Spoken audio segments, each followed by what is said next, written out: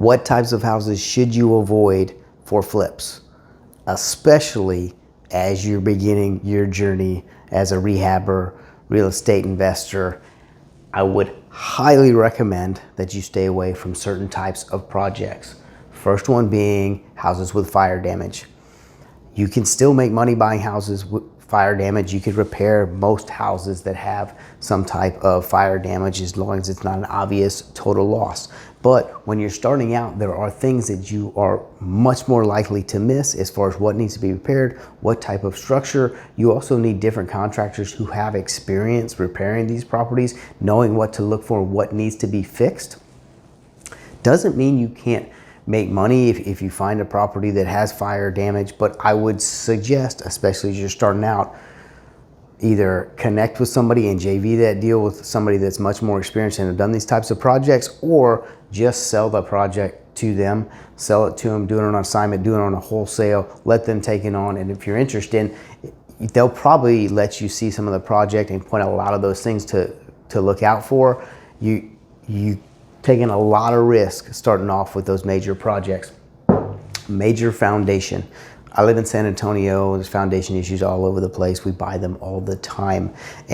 But when you're starting out, major foundation issues can really lead you down a path where you keep spending and spending and spending, because it's not just the foundation. When you move these houses a lot, other things are gonna break, especially things like plumbing, and especially things like older plumbing. And as that plumbing starts to crack, you can really just start going down this rabbit hole of spends and spends and spends. And most of the time when you're starting out, you don't need to take on this major project right out of the gate. Look for something that's definitely more in your comfort zone. And of course, it's gonna depend on how much experience you have rehabbing properties or in construction.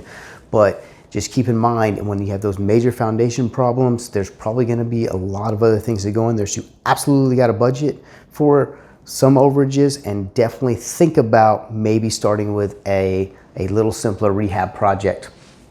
The other part, roads, water towers, and electrical. Properties that are on busy streets may look really good. They may look like really good deals. They're hard to sell. If they're looking at a water tower, or even the water tower's off to the side, trust me on this one, I've done it from experience, they're very hard to sell those properties. And then those big, like if you go out to the backyard and you see those big electrical, the ones that are like, they're just kind of humming, those houses are hard to sell. You don't need to buy them, especially as you're starting out. Many times they're hard to sell. You're probably not gonna sell them for what you thought you were gonna sell them for. You're looking at comps of the neighborhood. You've really gotta factor in a lower sales price if you're gonna have one of these other factors in there. It's probably a good idea to avoid those things as you're getting going.